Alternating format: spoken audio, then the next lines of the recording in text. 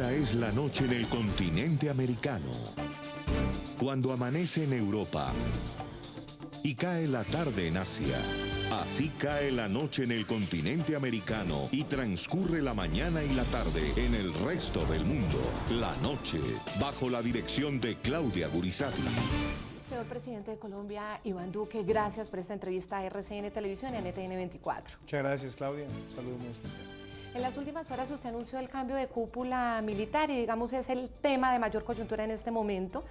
Para todas las personas que lo han acompañado en su gobierno, que lo han seguido, que lo apoyan, usted se demoró en tomar esta decisión. Para sus opositores políticos, usted está pasando por encima la cúpula de la paz. ¿Por qué toma esta decisión y por qué en este momento? Lo primero, Claudia, es que yo he creído que estos procesos deben ser siempre institucionales. Había que darle un mensaje muy claro al país. Primero, que la cúpula no puede ser identificada como un patrimonio ideológico de ningún gobernante. La cúpula militar es institucional y por eso durante estos meses trabajé con el general Mejía, con el general Nieto, con el almirante Durán, con el general Bueno, con el general Gómez. Pusimos en marcha dos planes muy importantes, el plan Diamante y el plan El que la hace la paga, un plan de choque que trajo muy buenos resultados. Si uno compara estos 4 meses con el periodo del año pasado, encontramos una reducción de la criminalidad en términos agregados del 14%. Hemos visto cómo muchos delitos que venían con tendencias incrementales ya han empezado a descender rápidamente, más de 10.000 judicializados. Hemos asestado golpes contra los Pelusos, contra el Clan del Golfo, contra la oficina, contra el ELN. Entonces creo que ha sido un proceso institucional. Y durante estos 4 meses también estuve recorriendo el país, visitando las divisiones, visitando los batallones, conociendo a los comandantes y fui formando un criterio y logramos una gran decisión. Hoy hay un nuevo comandante de las fuerzas militares, el general Navarro, una persona con gran experiencia operacional, ha estado además en fuerzas especiales, ha estado en fuerzas de tarea, ha estado en el terreno, tiene gran ascendencia y liderazgo en la tropa. Tenemos un nuevo director de la policía como Óscar Ateortúa, que ha estado luchando contra el crimen organizado, ha estado en regiones complicadas, trabajó para enfrentar la minería ilegal. Tenemos un nuevo comandante de la Fuerza Aérea que viene de actividad operacional, comandante del CACOM 1 y del CACOM 2, ha estado en inteligencia, era el inspector de la Fuerza Aérea, un nuevo comandante de la Armada que viene de ser jefe de operaciones de la Armada, que estuvo también manejando temas de inteligencia y contrainteligencia. Entonces creo que esta ha sido una transición institucional y si me permite decirle algo que me siento además muy contento. La cúpula no salió a través de los medios de comunicación, hablamos con ellos, se les hizo un reconocimiento y se hizo una gran transición institucional y hoy lanzamos el Plan Bicentenario y Colombia Bicentenaria con la policía. Planes para estos 4 años para seguir enfrentando el delito y reducir su impacto. Pero entonces, para contestar a esos opositores, señor presidente, ¿qué le agradece usted a esa cúpula saliente, a esa cúpula que le han llamado la cúpula de los militares de la paz? Es que yo creo que el error es que muchas personas pretendieron manosear la cúpula con ese tipo de términos. Aquí no se trata de si es la cúpula de la paz o la de la guerra. La cúpula es una sola y es institucional. Y toda es una cúpula de la paz, porque la paz se consigue con legalidad. La paz se adelanta cumpliendo lo que dice nuestra Constitución, y es el deber de proteger la vida, honra y bienes por parte de ellos. Entonces creo que hoy lo que tenemos es una transición donde todos, la cúpula saliente y la cúpula entrante, comparten una visión, y es que la paz se construye con legalidad y con el imperio de la ley. Usted ha dicho que casi todos estos comandantes o todos los comandantes vienen de tener una actividad profunda en lo operativo de las fuerzas militares, incluso su nuevo comandante o el nuevo comandante de las fuerzas militares de Colombia, el general Luis Fernando Navarro y el general Nicasio Martínez, el nuevo comandante del ejército, los dos fueron comandantes de la Fuerza Tarea Omega. La Fuerza Tarea Omega fue fundamental en los últimos años, en las últimas décadas, para los golpes más contundentes en contra de las FARC, sobre todo en la retaguardia, en el sur, en la parte oriental de Colombia.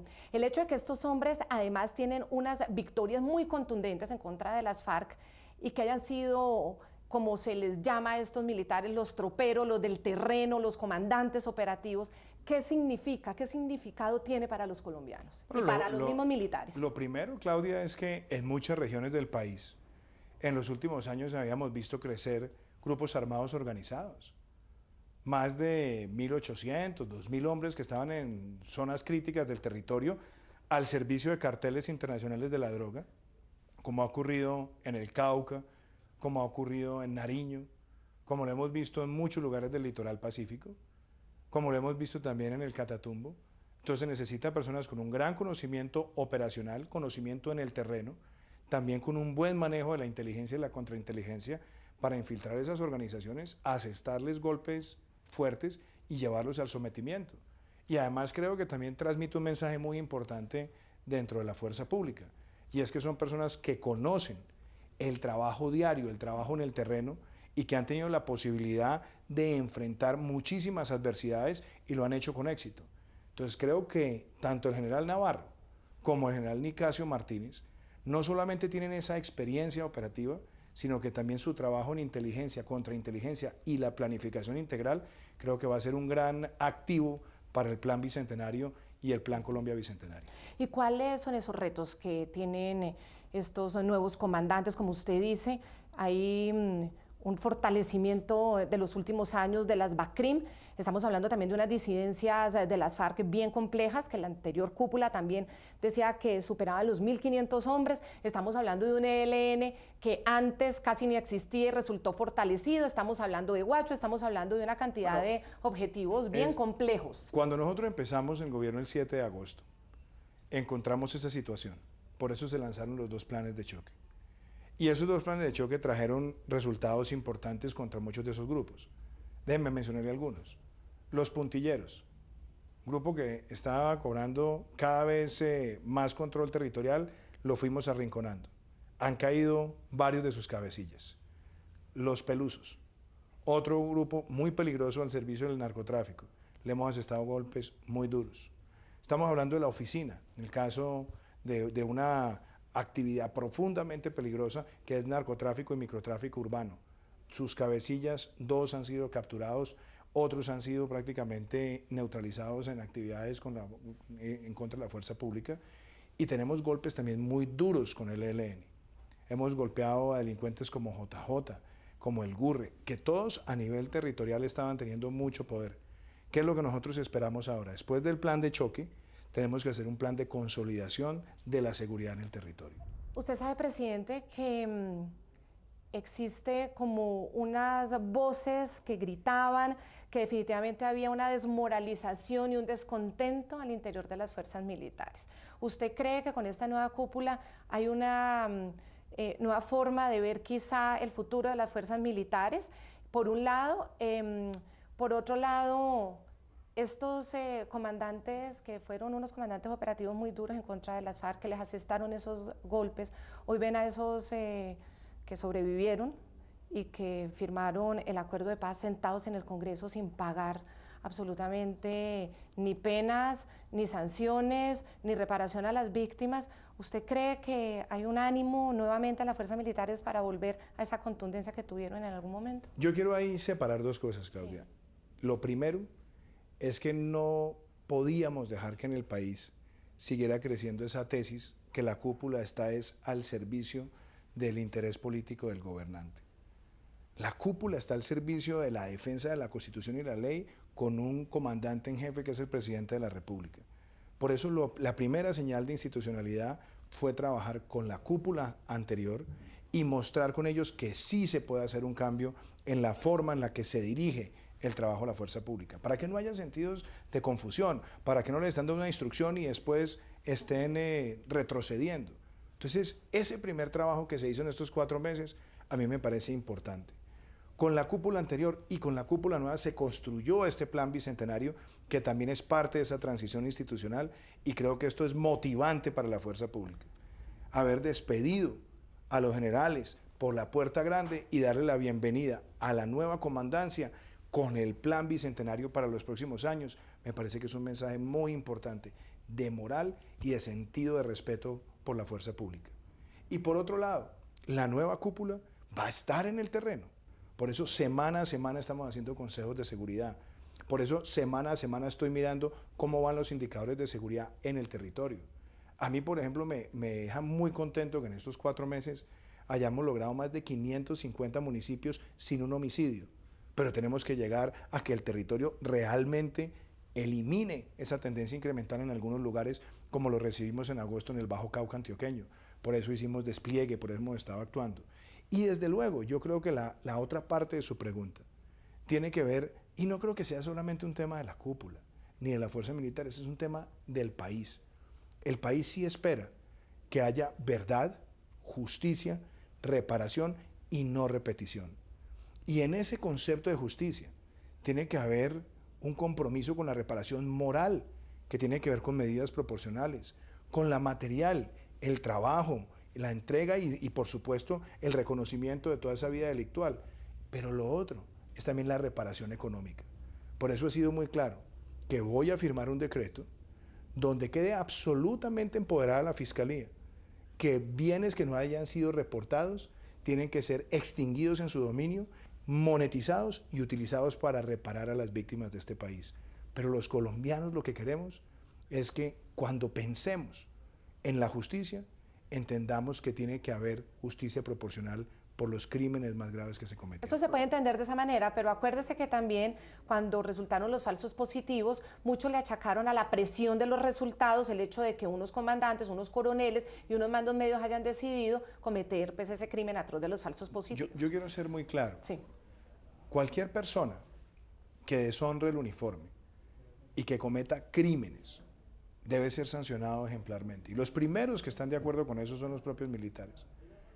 Cuando hablamos de los resultados, hablamos es de estar monitoreando permanentemente cómo le vamos reduciendo al delito su presión a la ciudadanía, cómo vamos bajando los hurtos, cómo vamos reduciendo la extorsión, cómo vamos poniéndole coto al secuestro, cómo vamos reduciendo el hurto a establecimientos comerciales, cómo reducimos los ataques terroristas a la infraestructura eléctrica o a cualquier infraestructura, cómo aumentamos las incautaciones.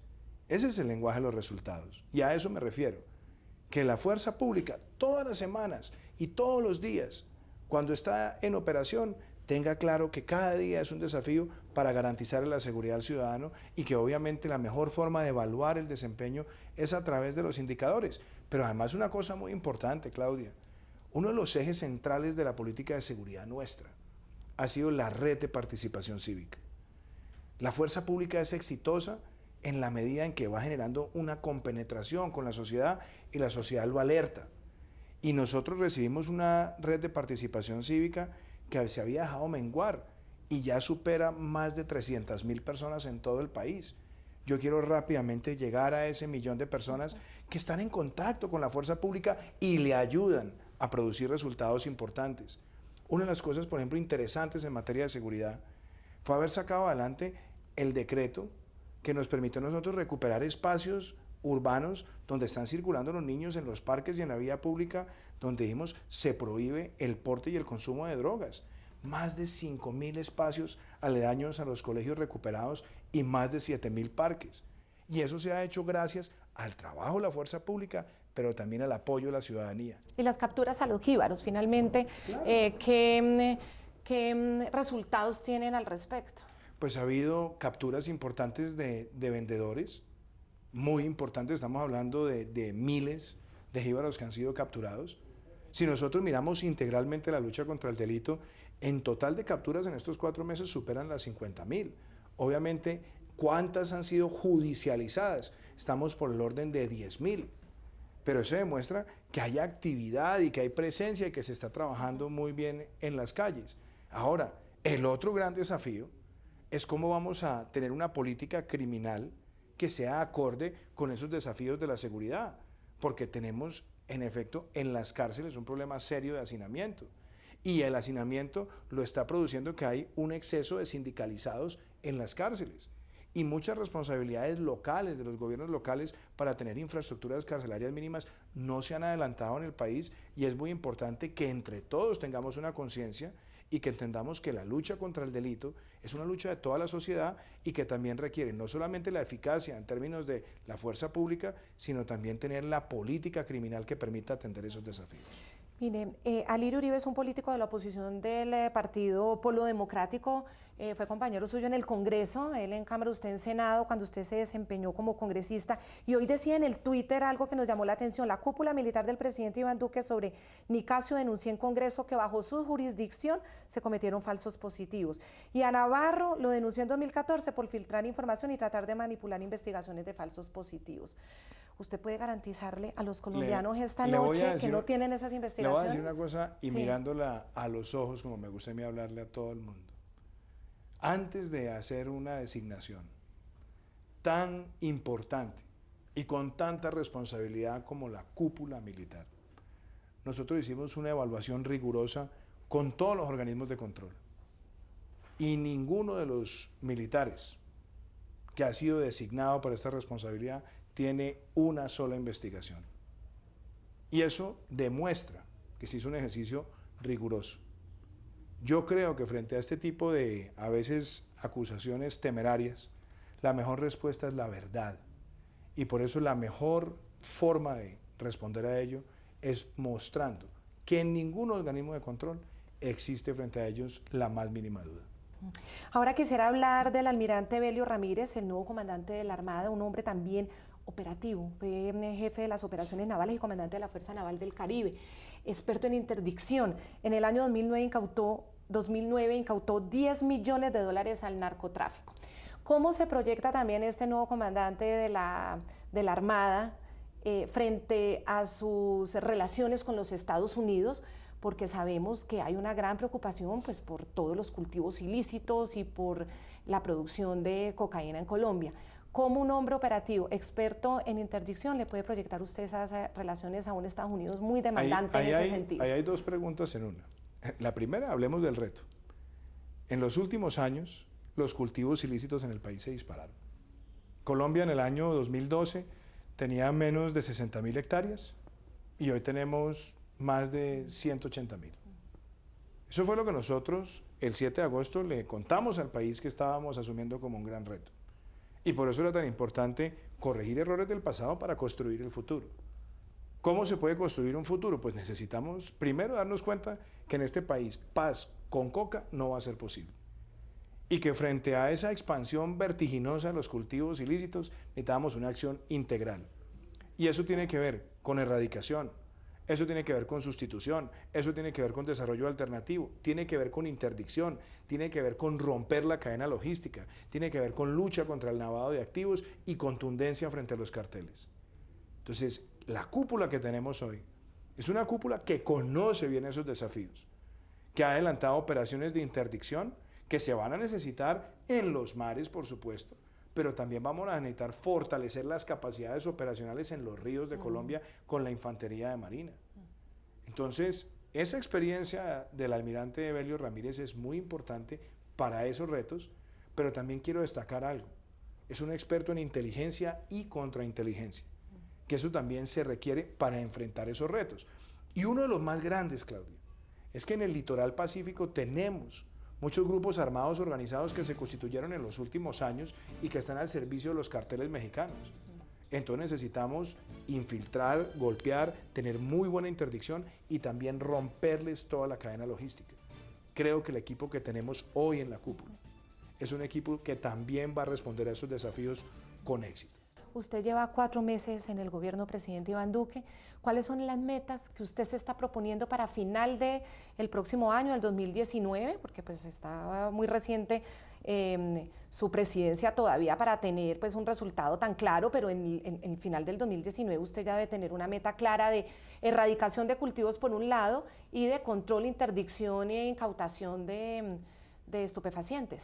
A ver, las incautaciones se han venido incrementando y obviamente la idea es seguirlas aumentando, pero sobre todo tenemos es que reducir el área sembrada de cultivos ilícitos. En lo que llevamos de estos 4 meses, para que usted vea los órdenes de magnitud, nosotros recibimos menos de 30 grupos de erradicación manual. Hoy tenemos más de 70, pronto estaremos llegando a 100. para que usted lo mire en el tiempo, en el año de mayor éxito, año 2008, 2009, teníamos más de 260 grupos de erradicación. Entonces, aumentar los grupos de erradicación es importante. Monitorear y evaluar si los mecanismos de pago por sustitución voluntaria a los que ya estaban inscritos están funcionando. Y adicionalmente, vamos a tener que mirar un enfoque integral. Y en algunos lugares vamos a tener que proceder con mecanismos de precisión para poder también hacer fumigación, bien porque estén con el riesgo de campos minados o con riesgos de agresiones bélicas. ¿Y cuándo se reanudarían las fumigaciones pues, entonces? Primero, ¿cuál ha sido la línea nuestra? La línea nuestra ha sido entender, primero, que en Colombia la Corte Constitucional no ha prohibido, lo que ha dicho es que se tiene que cumplir un protocolo, que tiene 6 puntos. Nosotros tenemos muy avanzados 5 puntos y tenemos que garantizar con instrumentos de precisión que no haya un daño colateral en la salud de terceros.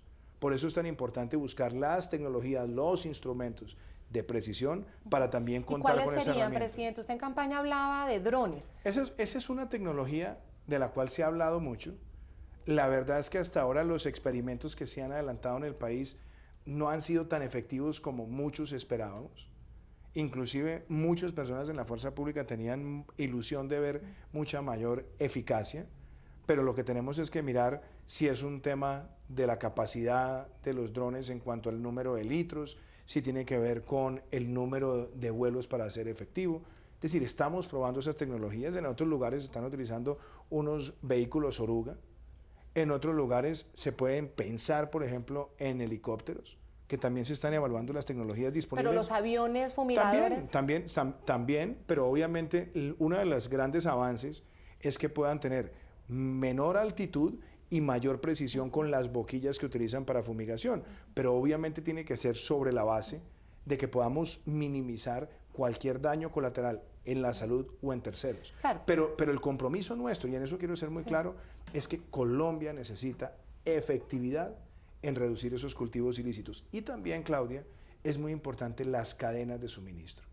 Yo quiero internacionalmente llamar a los países que producen los precursores químicos y decirles que ya llegó el momento de tener transparencia en las órdenes de venta para saber por dónde se están triangulando esos precursores para que lleguen a las selvas de Colombia y ser muy efectivos ahí también.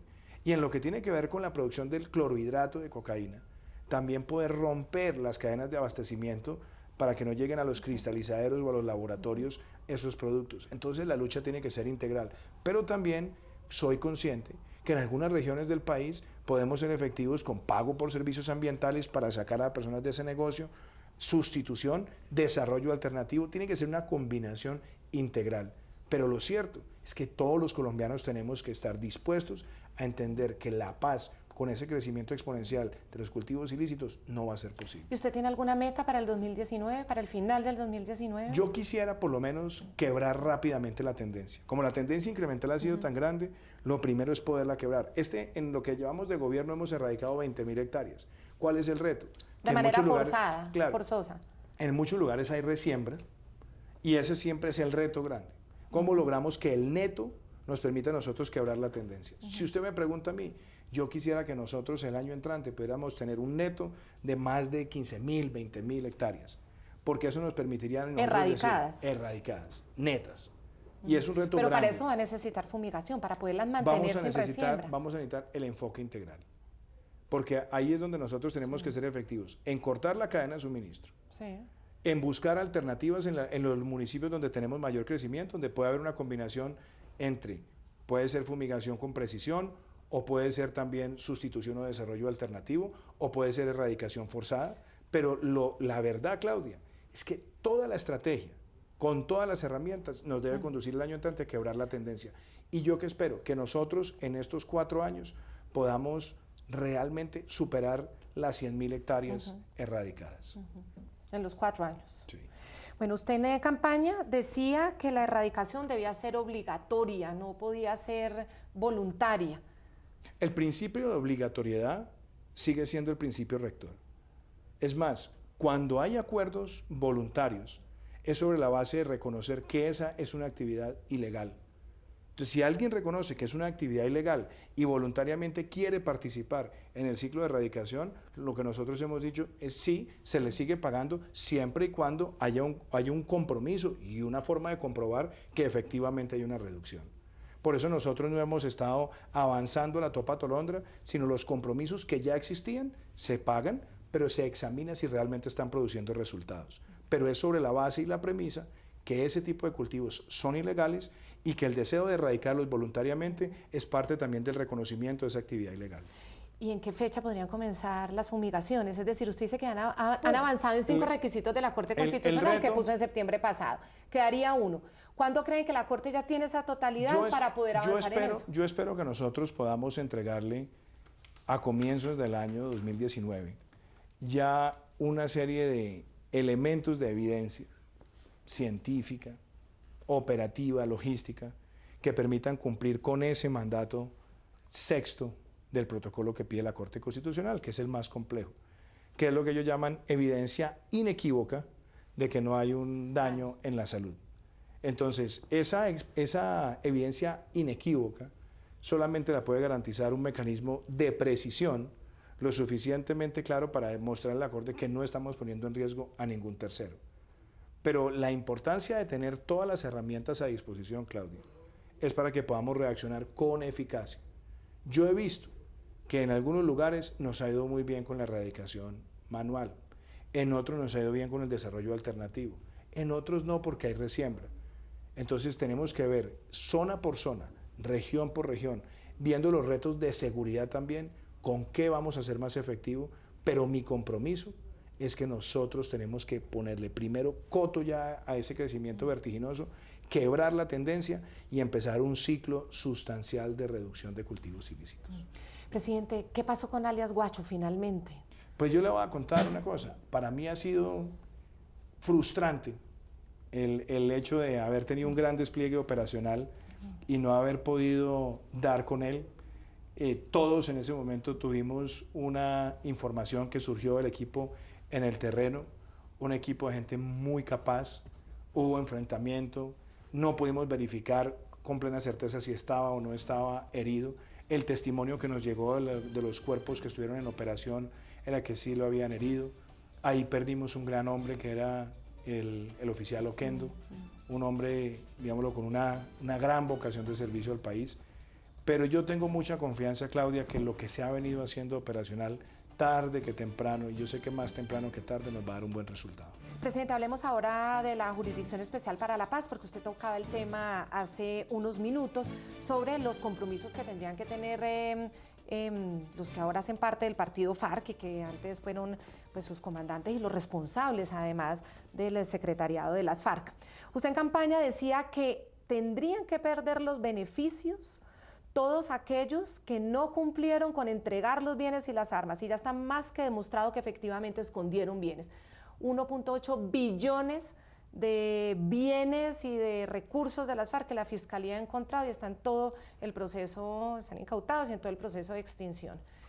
¿Tendrían que perder los beneficios? Pues yo primero creo que hay que mirar lo que los propios acuerdos dicen y hablan de las responsabilidades individuales. Primero, el principio según el cual los bienes que no hayan sido registrados tienen que ser decomisados, se tiene que extinguir su dominio, tienen que operar rápidamente.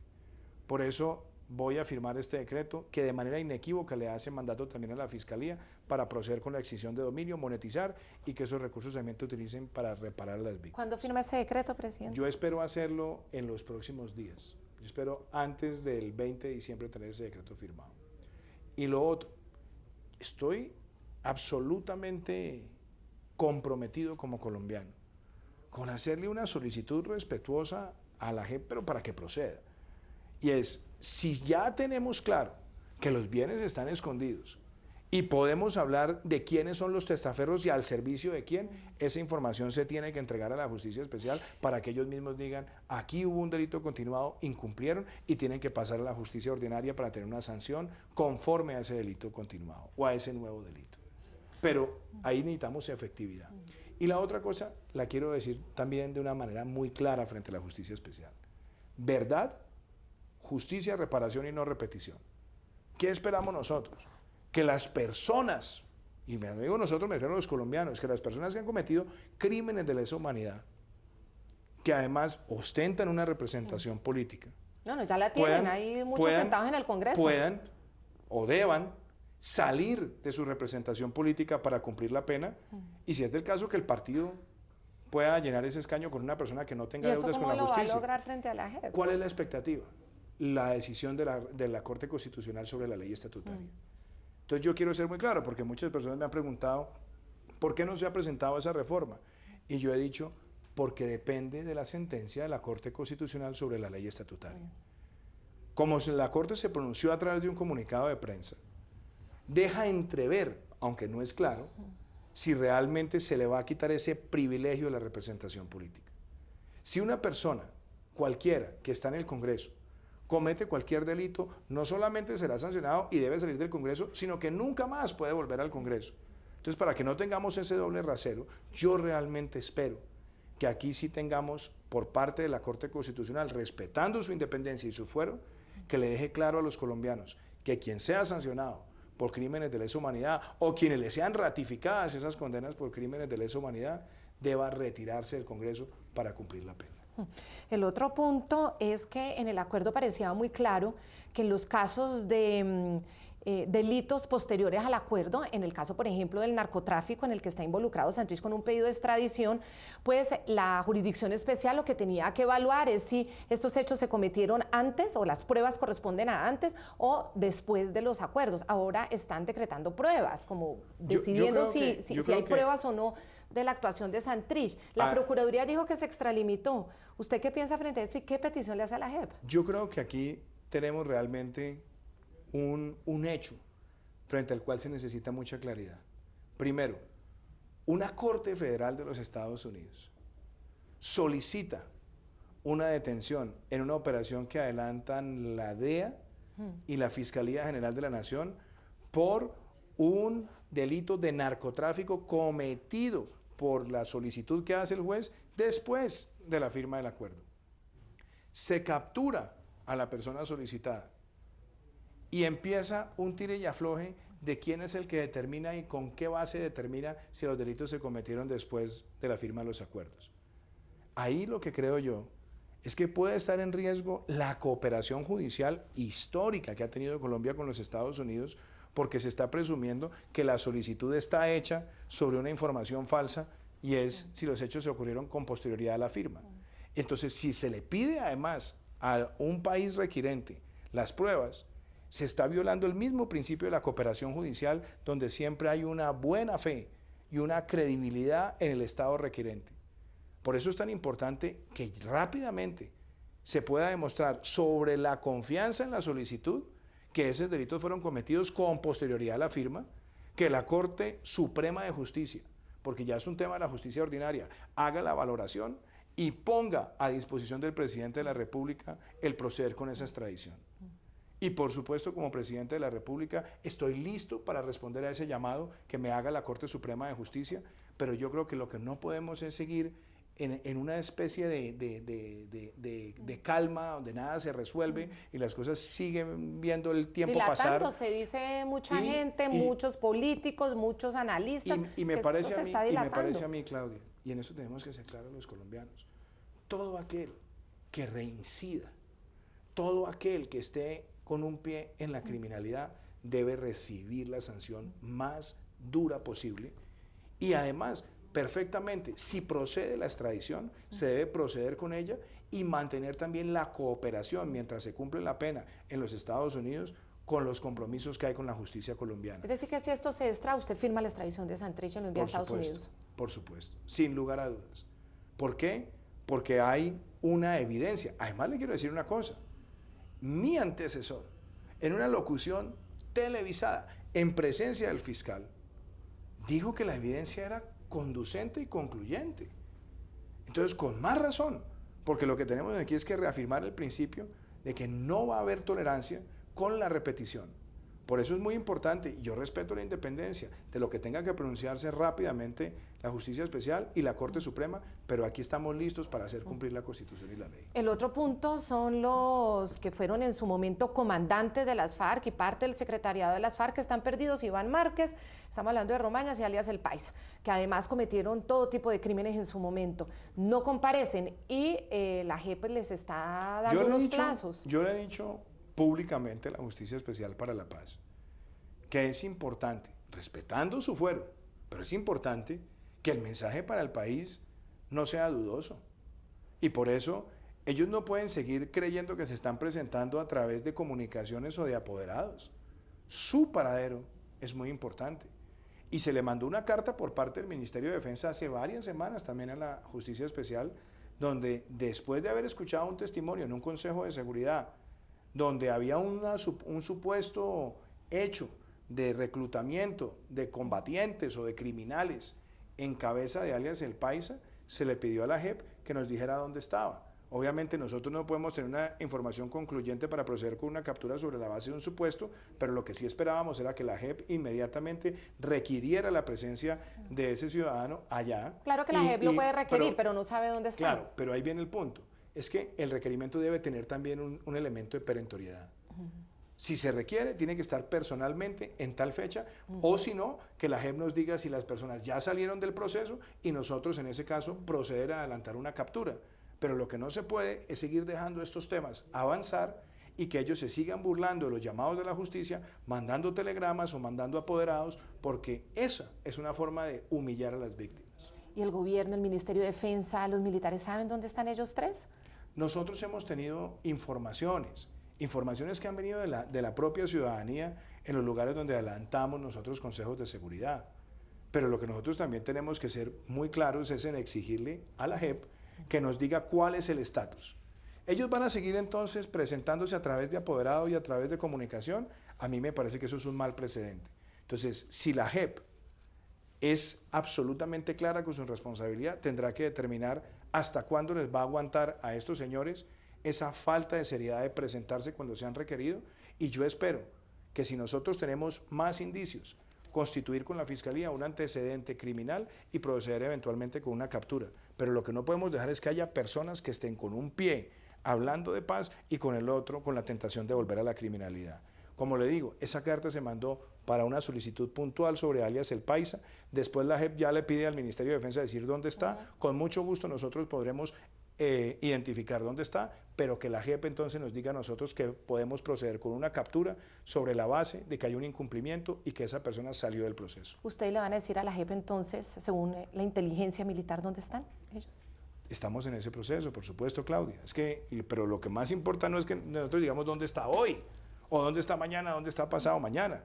Lo que necesitamos es que la JEP diga con claridad el estatus, porque nosotros no podemos proceder con una captura hasta tanto no tengamos o evidencia conducente y clara de que esas personas están en actividades criminales o que están incumpliendo en el proceso.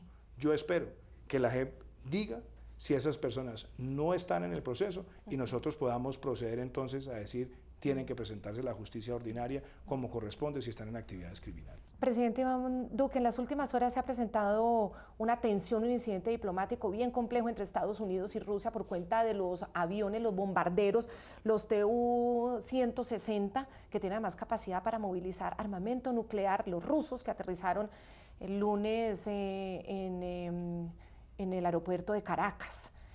¿A Colombia le preocupa, a su gobierno le preocupa el tema de estos bombarderos rusos en Venezuela? Pues a mí me parece que ese tipo de actos no dejan de suscitar preocupación. No es la primera vez que eso ocurre. En los últimos 10 años o 15 años se han presentado distintos momentos donde hay algún tipo de movimiento de aviones de combate que dicen que son en procesos de cooperación militar. Pero lo cierto es que no son un buen gesto. Ahora, ¿qué hemos visto nosotros de parte de los Estados Unidos? Y vi la respuesta además que emitió el Departamento de Defensa. Mientras ellos llevan aviones de combate rusos, Estados Unidos lo que está ayudando es con un buque hospital para atender a los venezolanos migrantes en zonas de frontera o en otros lugares del territorio. Yo creo que no podemos dejarnos provocar No podemos dejar que Venezuela empiece a emplear este tipo de maniobras como herramientas de provocación. Obviamente el continente debe estar alerta. Esto no es solamente un acto inamistoso con Colombia, sino es un acto inamistoso frente a un continente, frente a una región que tiene claro que hay una cosa que se llama el Tratado de Asistencia Recíproca, donde si hay alguna agresión, todos los países deben proteger al país agredido. Yo creo que ese tipo de maniobras no son prudentes, no ayudan, y por supuesto la actitud que debe tener todo el continente es la de rechazar que se aprovechen de maniobras militares con otros países para hacer demostraciones o provocaciones de fuerza. Ellos argumentan, el gobierno de Venezuela, que esto se hace precisamente para mostrar que están en son de paz frente al despliegue y bases militares de los Estados Unidos por todo el continente. Mire, Claudia, una de las características que ha tenido la dictadura de Venezuela, y en particular el dictador que hoy gobierna Venezuela, es tratar de crear un demonio invasor, para él tratar de atornillarse en el cargo una vez más y tratar de generar exacerbación popular. Esa ha sido siempre la forma en la que han procedido. Por eso yo he sido claro, nosotros los países que defendemos la democracia, no podemos caer en el discurso belicista que quiere el dictador para perpetuarse en el poder. Por eso el lenguaje que nosotros tenemos que usar es el del multilateralismo y las sanciones implacables. Por eso ha sido tan efectivo esa campaña que iniciamos nosotros para que más países denuncien al dictador ante la Corte Penal Internacional. Cuando empezamos esa tarea, nadie creía. Firmó el presidente Macri, el presidente Piñera, el presidente Vizcarra, el presidente Abdo, el presidente Alvarado, el primer ministro Trudeau de Canadá, el presidente Macron, y vienen en los próximos días otros países también expresándose.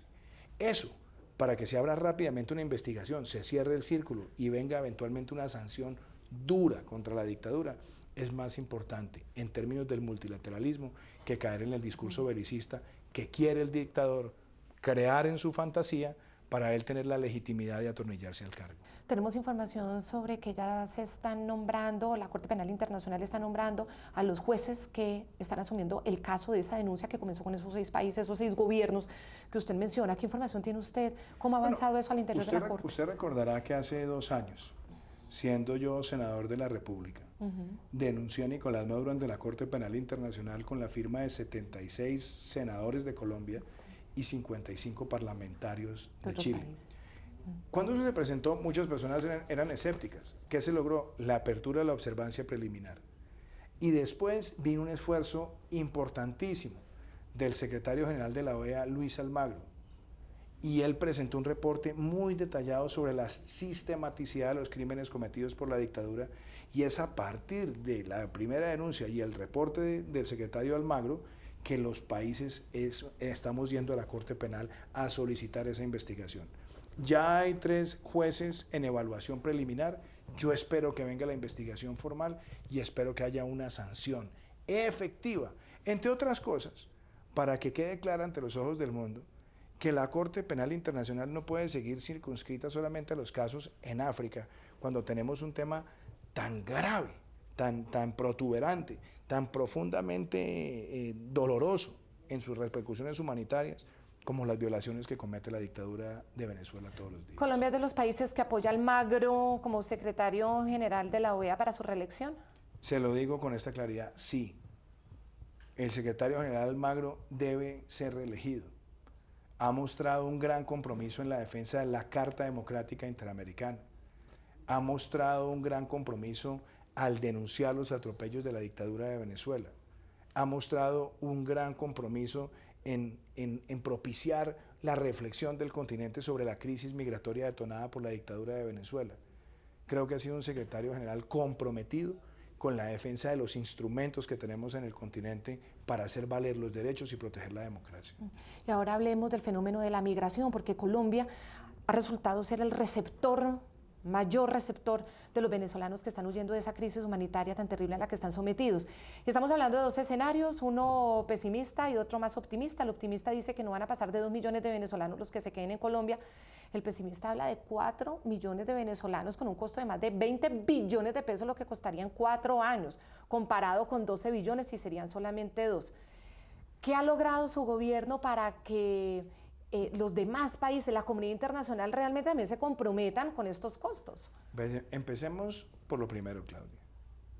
Hace casi 3 años, un poco menos de 3 años, en la Comisión Segunda de la Cámara, el entonces representante Federico Hoyos hizo un debate sobre lo que le podía pasar a Colombia en caso de darse una estampida migratoria.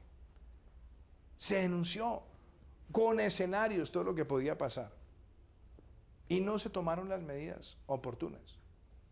A partir del 7 de agosto le dijimos al país, esto no es simplemente un problema o un reto, esta es la más grave crisis humanitaria y migratoria que haya visto este continente en años, y por lo tanto tenemos que elevar esta discusión internacionalmente. ¿Qué hicimos? En el marco de la Asamblea de Naciones Unidas se hizo una gran reunión de alto nivel donde empezamos a solicitar la movilización de recursos, donde se constituyeron fondos de organismos multilaterales, donde además se habló de la urgente necesidad de tener un estatus de protección temporal entre varios países para que no sea solamente Colombia el que absorbe todo el peso del flujo migratorio con todo y que seguramente tendremos la mayor carga. Pero adicionalmente entender, y esto es muy importante en las proporciones, un país como Turquía recibió 3 millones de ciudadanos sirios en un periodo de 6 años. Nosotros hemos recibido más de 1 millón en menos de 2. Y somos un país con un ingreso per cápita limitado. Pero también muchos de esos migrantes son hijos de colombianos, nietos de colombianos. Y otro tanto pues son hermanos venezolanos que están buscando un refugio. ¿Qué hicimos? Primero tomar una decisión de política pública. Algunos dicen cierren las fronteras. ¿Para qué?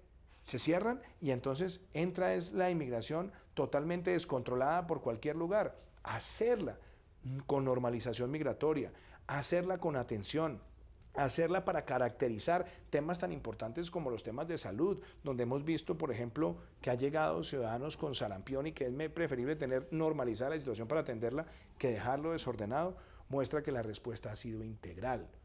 ¿Cuál es el desafío nuestro en términos económicos? Claro que esto va a tener un costo, pero también es cierto, Claudia, que si las cosas se hacen bien, también puede ser una oportunidad para Colombia. El haber avanzado con el RUTEC, la ruta de trabajadores extranjeros en Colombia, para que haya una igualdad de condiciones laborales y no se les pague por debajo lo que se le paga a un colombiano como estaba ocurriendo y por ende se está viendo una depredación del trabajo colombiano, ayuda a tener una mejor reacción. ¿Cuál es la apuesta? Y en esto quiero ser claro. Aquí podemos tener las mejores políticas, pero si no se enfrenta a la causa principal, que es la dictadura de Venezuela, por supuesto que el éxodo va a seguir creciendo. Por eso esa dictadura hay que arrinconarla con todas las sanciones multilaterales, con la investigación y una sanción de la Corte Penal Internacional y también propiciando lo que hizo la Unión Europea, sancionando no al pueblo de Venezuela, sino al dictador y a su entorno hasta llegar a asfixiar diplomáticamente ese régimen. Celebro que el grupo de Lima esté pensando en desconocer ese gobierno a partir del 10 de enero, algo que ya hemos hecho nosotros y que se venía haciendo de tiempo atrás, porque hoy el continente entero necesita asfixiar políticamente al dictador para que haya una transición a la democracia. Usted sabe que por firmar el pacto de la migración hace pocas horas se generó una polémica en Colombia, sobre todo por temas muy puntuales, porque así como tiene cosas positivas, tiene otras que sí dejan mucho que pensar. Por ejemplo, se pone en el mismo nivel a un extranjero que a un nacional frente a una opción laboral, en un momento en que el empleo no está tan fácil y que hay mucha informalidad. Por poner solamente uno de esos ejemplos, se prohíbe con estos pactos que se hable mal de la migración. Y en Colombia pues hay muchas ciudades que pues, tienen una opinión negativa porque le está impactando de manera negativa. Primero, el Pacto Global por la Migración no es un documento vinculante, es una declaración. Y es una declaración para entender que la migración es un fenómeno que requiere también una valoración desde el punto de vista de derechos humanos. Colombia no solamente es hoy un receptor de migrantes, Colombia ha sido un originador de migrantes. Colombia puede tener fácilmente en el mundo más de 3 millones de colombianos que han migrado a otros países. Y también firmar esto es pensar en esos ciudadanos colombianos migrantes que también están en el mundo, que muchos han tenido que pasar por situaciones denigrantes. Entonces, reconocer que en el migrante hay una condición de derechos humanos, que hay que evitar la estigmatización, que hay que propiciar una atención, a mí no me parece que eso sea motivo de rasgarse las vestiduras. Es más, yo creo que una de las grandes apuestas, de las grandes reflexiones que debe hacer Colombia, es que hoy nosotros estamos dándole hermandad y fraternidad a los hermanos venezolanos que huyen de la dictadura, que tenemos que reflexionar sobre los años en los que Venezuela acogió a tantos migrantes colombianos y también entender que cuando venga un camino de la transición en Venezuela, cuando Venezuela pase la horrible noche de la dictadura y empiece la reconstrucción del país, esa va a ser una gran oportunidad para Colombia. Entonces, por eso es tan importante que no dejemos que los sentimientos de xenofobia se crezcan. Por eso es importante entender los rostros y la situación de los migrantes. Entonces, a mí me parece que una declaración que firmaron más de 140 países, que se marginaron 13 por razones respetables de su derecho interno, bien, pero que 140 países reconozcamos que los migrantes merecen un tratamiento con humanidad, a mí me parece que esa es una gran conquista frente a un fenómeno que no es exclusivo nuestro, sino que es un fenómeno que se está empezando a presentar cada vez con más fuerza en distintas latitudes del mundo. Ahora hablemos de recursos, porque obviamente todos estos temas nos llevan finalmente a los recursos del Estado.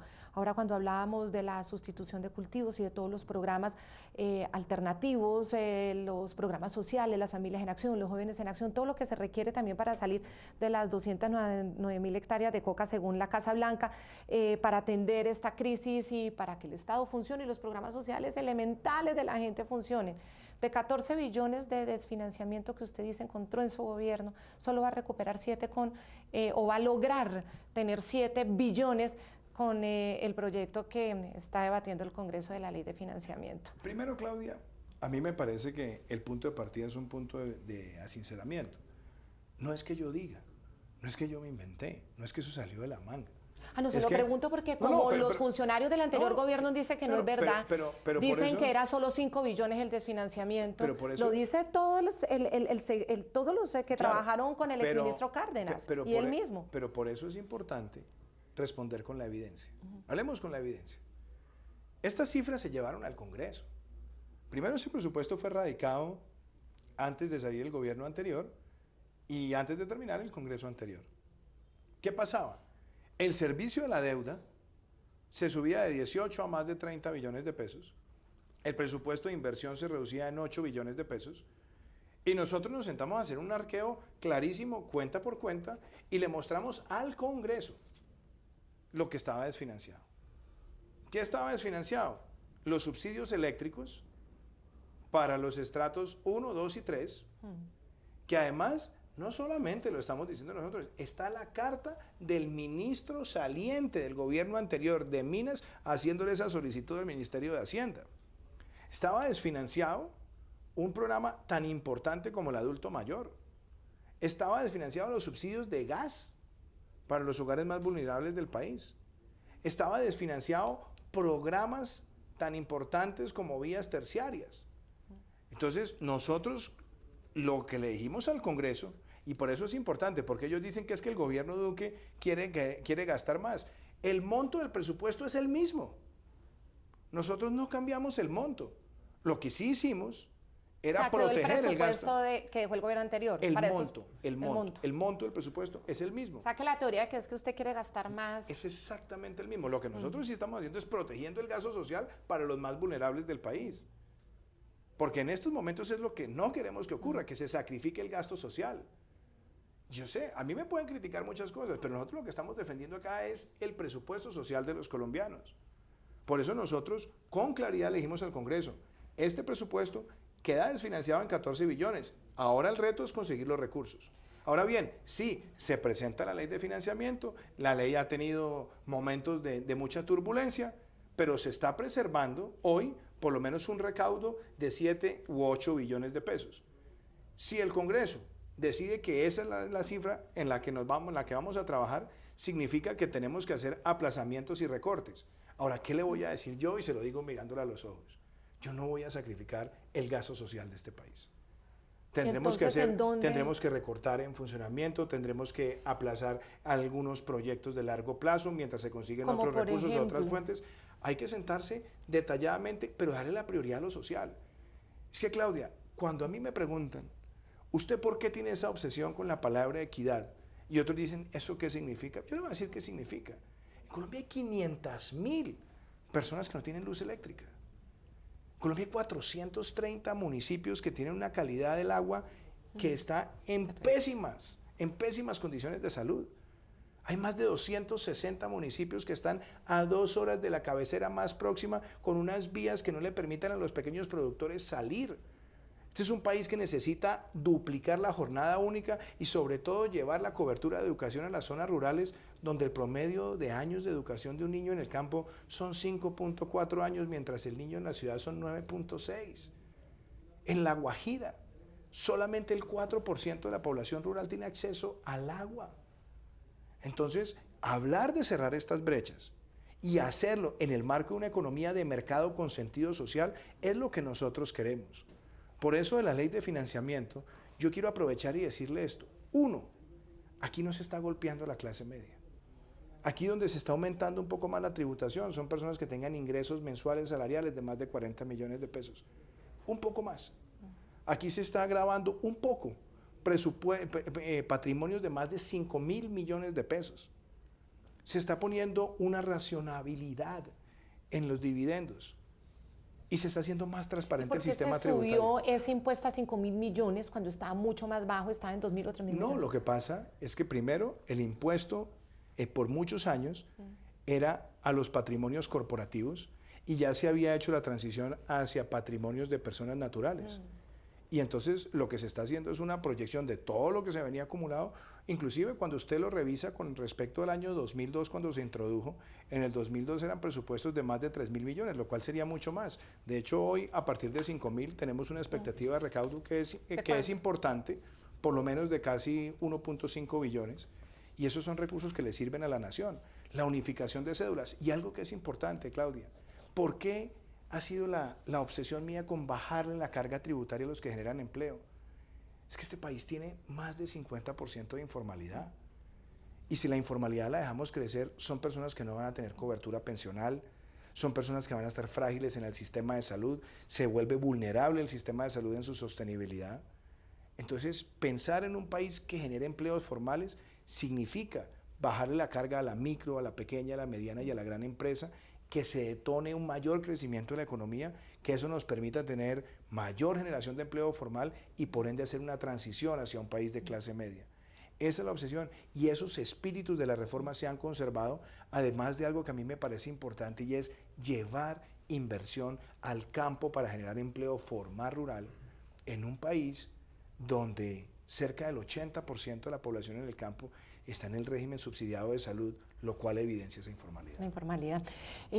Pero ¿cómo se explica, presidente, en aras de esa equidad, que por ejemplo en el proyecto no haya quedado que las pensiones altas de más de 8 millones de pesos mensuales no tengan impuesto? Claudia, vea, esa ha sido... Son más de 24.000 pensionados por encima de 8 millones de pesos mensuales. Mire, esa es una discusión en la cual primero tenemos que reconocer que también en el Congreso, en estos debates, hay cosas que crecen, que salen adelante y otras cosas que se caen. Si usted me pregunta a mí, yo estoy de acuerdo con usted. Hay personas que pueden tener pensiones muy altas y simplemente tributando un poco podrían ayudar a cosas tan importantes como aumentar la cobertura del programa adulto mayor o inclusive para los más vulnerables que tienen apenas una pensión de salario mínimo, bajarles la contribución a la salud el llamado al del 12 al 10. Congreso, a ver si ellos son pensionados de pensiones muy altas, también contribuyen. Ese llamado se ha hecho. Y es más, ojalá de pronto se pudiera reflexionar en los próximos 2 debates y buscar un camino para que de pronto las pensiones más altas pues contribuyan también un poco. En aras de la equidad, ¿no? Ese debate ha sido muy difícil. Yo espero que podamos hacer esa reflexión. Al interior del último debate, ese tema se cayó. Yo fui uno de los que más insistí. Busquemos que esas pensiones altísimas contribuyan y nos permitan a Como nosotros las de tener los más congresistas, impacto. insisto. Sí, y muchos más, y muchos más. Sí, pero los congresistas que tienen en sus manos podrían dar un gran ejemplo. Pensamos muchos colombianos. Yo creo que esta reforma está pensada en la equidad, y ese era un principio de equidad. A veces uno tiene que ver la forma en la que evolucionan estos debates, pero yo no pierdo la esperanza que en los próximos 2 debates pueda surgir una propuesta lo suficientemente clara para que de pronto, bueno, está bien, no le cobre a los de más de 8, hágalo a partir de 10 o de 12 o 13, pero un poco, pensando en la solidaridad y en la equidad. Y en época de hueco fiscal, pues bueno, y esa es otra cosa que usted me decía. Sí. Nosotros también, y yo creo que tenemos que enseñar con el ejemplo. El Estado se tiene que poner realmente en la tarea de eliminar gastos innecesarios. Nosotros firmamos la directiva de austeridad, eliminando nóminas paralelas, poniéndole restricción a los gastos en publicidad y en eventos, restringiendo delegaciones, restringiendo pagos de viáticos, reduciendo esquemas de seguridad, empezando por el mío, que ya tiene una reducción de más del 20% y espero que crezca aún más. Entonces, eso por un lado. Y por otro lado, nosotros pretendemos en estos 4 años tener un ahorro por lo menos de 1 punto del PIB en todos esos ajustes y haciendo más eficiente la administración pública. Presidente de todo corazón, ¿usted cree que se equivocó apoyando esa idea de su ministro de Hacienda sobre ponerle el IVA al 80% de los productos de la canasta familiar? Si bien desde lo técnico era entendible y desde la devolución a esos 4 millones de hogares pobres del IVA era loable, porque al final los más pobres son los que en proporción más pagan ese impuesto tan regresivo, pues claro, era loable, ver, Claudia, pero también era una gran masa de la clase media pagando pues, muchísimo más por todo. A ver, yo creo... Desde lo político no fue una equivocación. Yo creo que, para no contestarle de una forma, como dijera yo, terca, yo creo que uno tiene que reflexionar sobre las cosas que se hacen en el ejercicio de la función pública. ¿Cuál era la preocupación? Primero, hoy en Colombia, por las reformas del pasado, el 53% de la canasta familiar tiene un IVA del 19%. Es decir, hoy las personas más pobres de la sociedad colombiana tienen que pagar un IVA del 19% sobre el 53% de la canasta familiar. Eso es una realidad. Sí. La otra realidad es, ¿por qué a usted o a mí, cuando vamos a hacer mercado, el Estado nos tiene que regalar el IVA de la panela o del arroz? ¿Por qué cuando ¿Pero por qué no lo regala? Porque cuando usted y yo vamos a hacer mercado y llenamos nuestro carrito y vamos a la registradora, por cuenta de los productos que no tienen IVA, a usted y a mí el Estado nos da ese cero y por cada 100 pesos que gastamos del mercado, 27 el Estado no nos lo cobra. Pero a los más vulnerables la proporción es infinitamente menor. Entonces, plantear un mecanismo de equidad fue lo que se trató. Y seguramente, hubo un error en la tarifa, seguramente no se hizo, no se explicó bien. No, sobre todo para la gran cantidad de personas que iban a terminar pagando todo eso que tampoco eran ricas. Pudieron pasar muchas cosas, pero yo y yo acepto la responsabilidad y la culpa si en algo nos equivocamos. Pues yo se lo puedo decir también mirándola a usted a los ojos, lo que nosotros hemos buscado es que tengamos más equidad en el sistema tributario. Pero este proyecto ya quedó, digamos, abortado, es decir, que se le pueda devolver el IVA o algo del IVA a los más pobres. Mire, ¿O eso lo seguirá usted viendo? Primero, frente al tema de aumentar el IVA, ese tema salió de la reforma. Es decir, ya esa discusión salió, dolorosa, difícil, eso salió, y hoy los colombianos pueden tener tranquilidad de que no se les va a aumentar el IVA en los productos de la canasta familiar. Pero yo creo que sí es muy importante que nosotros busquemos construir un mecanismo para poder devolverle a los más vulnerables. Mire, hay temas que son trascendentales, por ejemplo, el adulto mayor. Uno de los compromisos míos fue tratar de llevar a que el pago no se hiciera cada 2 meses, sino mensual. Yo espero el año entrante empezar a hacer eso, que el año entrante empecemos a pagar mensualmente. ¿Cuál es el reto? Ampliar también la base, porque hay muchos adultos mayores que están en situación de pobreza extrema y por lo menos se va a aumentar la cobertura en 50.000 personas. ¿Cuál es el reto que nos queda? Ver cómo en estos 4 años vamos aumentándoles también la contribución para que sean recursos que signifiquen algo en términos de enfrentar la pobreza monetaria. Bueno, y el tema de la corrupción también, presidente, para terminar, ¿cuál va a ser su gran acción o decisión frente a la corrupción? Porque mientras la corrupción sigue, y sobre todo en lo local, pues los dineros se van a seguir Claudia, perdiendo. mire, hay varias cosas, varias tareas. El 8 de agosto yo presenté iniciativas del gobierno para luchar contra la corrupción. Eran 3 actos legislativos y 2 leyes.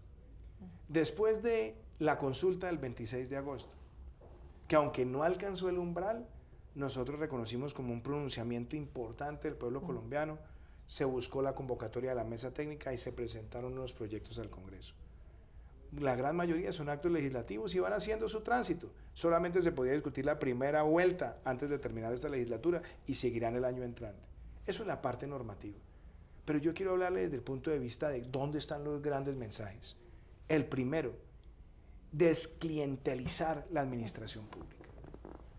Que nosotros saneemos la administración pública para que no tengamos entidades que están escrituradas a clientelas políticas, que trabajen al servicio del ciudadano, que tengan contratación eficiente y transparente, que acabemos con los abusos de la contratación directa, que acabemos esos carteles de únicos proponentes que se van rotando la contratación, que tengamos un mecanismo más transparente para la selección de los gestores de las entidades públicas, que tengamos además un cambio en la cultura política donde no estemos siempre negociando entre instituciones con canonjías o con dádivas.